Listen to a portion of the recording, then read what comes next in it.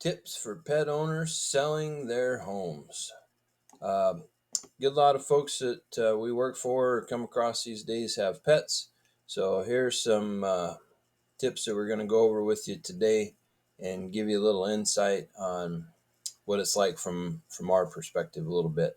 Um, Once you have your home up for sale, it's probably a good idea to remove the pets during any showings. And I say this because I've personally had this experience.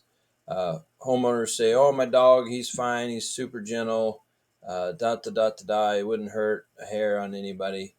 And I've had several experiences where uh, the dogs were left home, and the when there's somebody foreign in your house, and the pet is not used to the stranger, they can have a different personality.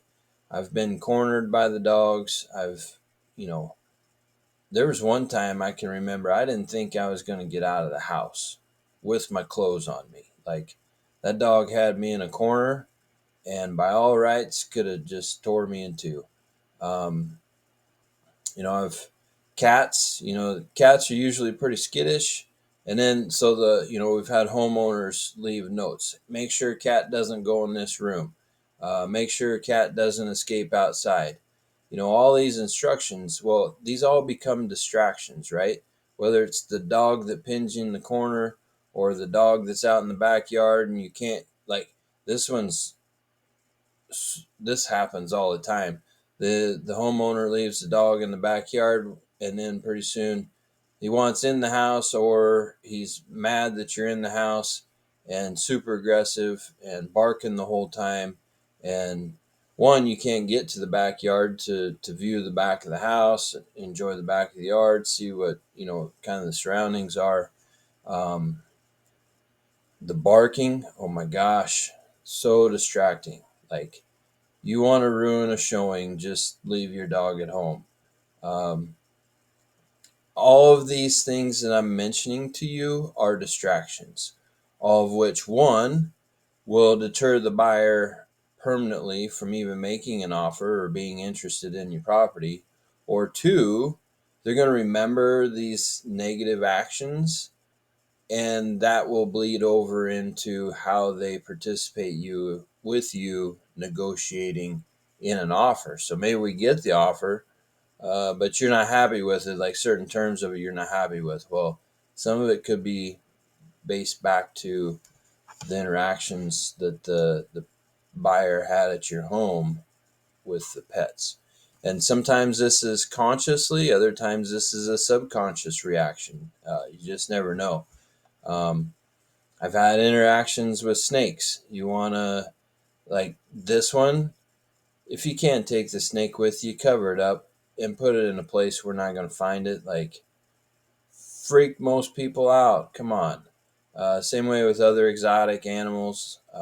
I've had birds that are super distracting, like ear piercing, making squawks. Um, I can go on and on all day about experiences with pets. Bottom line is this: during the showing, if you want there to be good showings, good offers, good representation of your home, take the pets with you. Um, you got the pet. You knew what the responsibilities were when you got the pet. This is one of those responsibilities as part of selling your house. Like, and if you don't, that's fine. Just don't be upset when the offers don't come in where you want them, right? Uh, Next, replace anything damaged by the pets. I'm talking about trim. I'm talking about sheetrock. I'm talking about flooring. Um, Sometimes even the furniture. People see how your pets kind of interact in your home, and pretty soon they're looking around and they're like, well, what else is wrong? What else is tore up? And they're looking around every corner like this, right? So instead of enjoying the property for all of its positive attributes, now all of a sudden the potential buyer is looking around and asking what else is wrong. So we've taken a showing from what could have been a positive to a negative, and it really has an effect on if you get an offer, number one, and number two, what that offer is going to look like. Paint the walls, like scrub the walls. I don't care, paint, scrub, whatever. Like, I've been in houses where the bottom 2 feet of the wall is looks like grease and dirt and grime, and then the upper part was okay, and you can tell the different habitats between the pets and the humans, right? Uh, they're not everybody is into pets. You have to remember this, right? Like, not everybody is going to want a pet inside. Not everybody wants the same lifestyle as you. So when it comes to showing and preparing your home and staging, right? Um, this plays a part of that. The trim, the doors, like I've seen doors scratched through. You leave like some homeowners shouldn't have pets, but I've seen where they have left a dog in a room for so long that the dog has pawed its way through a door and made a hole, right? Like total negligence, total animal abuse. I've seen it. If you're that seller, fix the problem before you start allowing people to come through your house. Like, oh my gosh. Um, Next, clean the home of any pet odors or scents. New statistics out from National Association of Realtors. Outside, when a buyer pulls up to the front of the house or kind of comes into your property. Now, I'm not specifically saying, I'm talking about in-town properties specifically. Out in the country properties, this statistic is a little bit off. But if you're in town selling a house, you get 6 seconds to impress the buyer when they drive up to your house. 6. The same rule applies when they step into the house. Now, here I would speak for both out in the country properties and in town. If you walk into your house and it's got an odor, 6 seconds, that showing's done, right? Like, it can turn off people so quick. Now, they may show respect, and the curiosity will kill the cat, right? Like, well, I'm still going to look at their house and see if I can get any ideas, and if it's a good buyer's agent, they're going to engage the buyer and be like, hey, we can take care of scents, professional cleaning crews, we can fix this, which we've had to do a lot of. Like, we see that pale face come over the buyer and be like, hey, I notice it too. Let's address it in the offer. Let's go ahead and look at the rest of the property and see if it fits your goals, see if it fits what you need. And that's where a good buyer's agent comes in. The difference between a good agent and an average agent, they can see those cues even before the people say something. But to help that, just rid of the odors, clean your house. Like, I've seen, like I said, I can go on all day about stories on pets, but I've seen livestock barns where the livestock live cleaner than some houses we've been in with pets. Okay? I've been in some houses where it's just disgusting. And if you're one of them homeowners watching this, I'm calling you out. Like, you're disgusting. Don't invite people in and expect them to accept your lifestyle sometimes. Like, I don't care what you do behind closed doors, but if you're trying to sell your property and you're inviting buyers in and you want me to do my job, clean up. Like, bottom line, just clean up, clean the house. Which leads us into the next one. Have the home professionally cleaned. This is going to stand for when you initially come into the market, and maybe it's a buyer's market and it's a little slower paced market. So maybe you're going to have to schedule once a month where you clean, and then when they're do the professional clean, and then when there's a showing, then it's not so hard because showings only show up like and get like a day or maybe a week's notice at best. But if you get like a day's notice or 2 day notice, then you got time to spot clean and go. But and that's where the professional clean would come in if you got pets. Schedule that once a month while you're on the market trying to sell your house. Um, and maybe some of you don't care that your property doesn't sell for the, what it has potential to sell for. And, maybe you won't do these things and you'll accept it for what it is. But it's also going to eliminate a good lot of the buyers that could have been potential buyers. So the less buyer pressure you have, obviously the, the less buyer pressure you have, the longer it's going to take to sell your house and for less money. Hide the pet toys, the beds, and the paraphernalia. Again, back to distractions. Uh, the least amount of distractions you have present, the better. I don't have to walk around the pet's water dish. I don't have to look at the pet food. I don't have to walk around their bed. Like so many people have in the master bedroom, they'll have their bed and then the dog bed next to it. And we got to trip over it to get into the master closet or the bathroom, right? Like distractions, distractions, distractions equal less potential, less potential, less potential of an offer. Bottom line, that's it. Last recommendation we have here for you today, replace the carpet and refinish the floors. Um, and if you can't do that while you're living in it, just be upfront with buyers. Like, and let your realtor include that in the marketing piece or the advertising piece. That hey, we know that our pets have taken over our lives inside our four walls.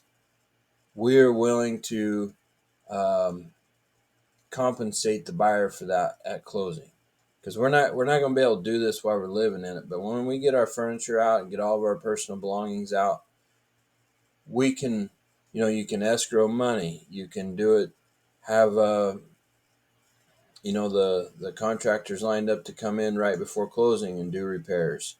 Um, the escrow being the most popular, where you set aside the money and the buyer can do what they want to after closing with the improvements that they want to do with their tastes and preferences. But and the last is you could just discount, be like, hey, we know that we got a problem inside here. We know that our dogs tore up the floors. We know you can walk in and you can see the urine stains or the soiled carpets, whatever. Um, we're just going to discount it. We already know that's the problem. So here's our allowance that we're discounting. Take it off the purchase price. Do whatever you need to do. And then last, that's probably not on here. The If you have a yard, okay, now country properties, I would expect this. If I'm walking around the acreage, I'm going to expect to walk around crap, horse crap, duck crap, pig pens, whatever. I'm going to expect that out in the country. But even country properties inside a yard, if you have dog feces laying all over the place, again, it's a distraction. Nobody wants to watch where they have to walk to be able to observe the surroundings of your home, be able to look up, look down, look across, you know, kind of, the whole point of a showing is to absorb what you have to offer to sell. And if you got to constantly be looking down like this and, oh, I got to step over here and step this way and, oh, it smells awful back here and they've ruined, and you always get this comment, man, they've ruined this yard, right? Again, it's the distractions and the negativity that's really going to affect or have an ill effect on offers that you're going to receive. So anyway, I just wanted to share this with you because, again, we run into more homes than not that have pets. So just be kind of mindful coming into the market on these expectations, and understand. Oh, I forgot to mention this one too. Your HVAC system. If you have a forced air unit with ductwork where it does the forced air, um, I would suggest that you just offer to have that professionally cleaned at closing, or some sort of incentivize the buyer here. And the reason I mention this, there are people with pet allergies to begin with, number one, so they're not going to have pets in the house. Or maybe they have a cat allergy, but not a dog allergy. Um, so just be mindful of this, and incentivize. Be like, hey, we know we've had pets in here. We know it's been X amount of years. Um, we plan on, no matter what, we're going to have XYZ company come in, and we're going to clean the ducts, replace the air filters, do what we can, because these areas of your home, you can't see them, right? But they're going to contain the allergens, and when that furnace kicks on, it's going to, there goes the stuff back in the air and cause irritants for anybody that's inside there. So uh, I would suggest, I'll just leave that out there as a suggestion as well. Clean the air system, or at least make knowledge that it's going to happen prior to closing, and then let the buyer make their own decisions at that point. I've had buyers where they, hey, do not sell me a house that's had pets living in it, period. We got allergies, we got sensitivities. We don't want to know that, we don't have to, if it's, they just don't want to walk on floors that's been urinated on or crapped on, or, whatever you want to call it. And it's hard to find them folks at home, but there are buyers like that. And then there are other buyers that don't care. Hey, we live this way too. We can take it as is, and we'll fix it. We'll just kick the ball down the road, and we'll fix it when we sell it, right? So there's the yin and the yang.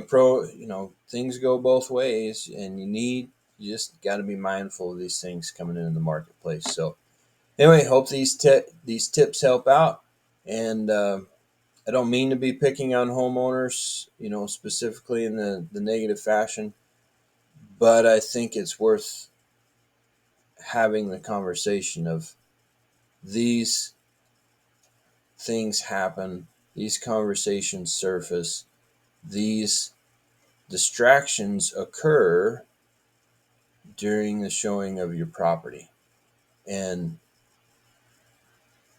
could have an ill effect on an offer, may not. Just be ready for it.